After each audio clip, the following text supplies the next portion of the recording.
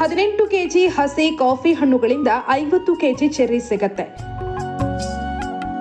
ಅದನ್ನ ಹಲ್ಲಿಂಗ್ ಮಾಡಿದ್ರೆ 27 KG coffee ಬೀಜ ಸಿಗತ್ತೆ.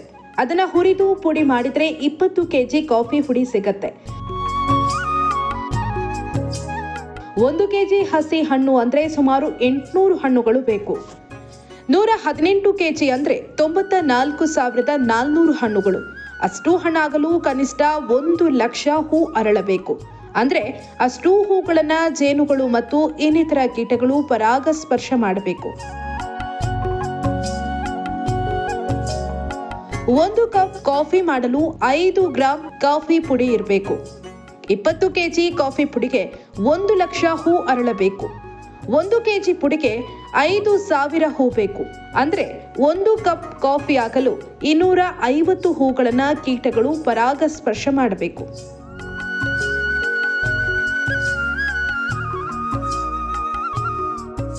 ನಮ್ಮ ಬದುಕು ನಾವು ಪಡ್ಕೊಂಡಿರುವ ಶಿಕ್ಷಣದ ಮೇಲೆ, ಸಂಬಳದ ಮೇಲೆ, ಕೂಡಿಟ್ಟ ಆಸ್ತಿಯ ಮೇಲೆ ಅವಲಂಬಿತವಾಗಿದೆ ಎಂದೇ ಯೋಚಿಸುತ್ತೇವೆ.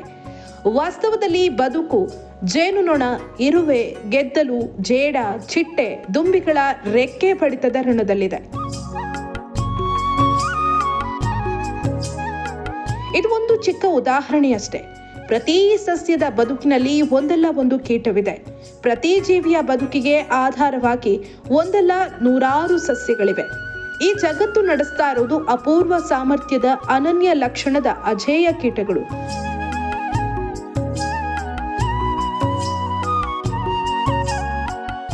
ಆದ್ರಿಂದ don't use pesticides, insecticides, germicide, fungicide and weedicides seriously.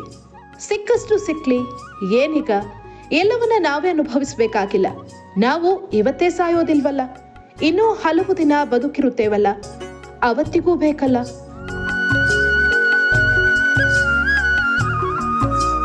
ನಮ್ಮಂತ ಕೋಟ್ಯಾಂತರ ಜೀವಿಗಳು ಈ ಭೂಮಿಯಲ್ಲಿ ಬದುಕಬೇಕಲ್ಲ, ಇನ್ನೂ 100 ವರ್ಷ.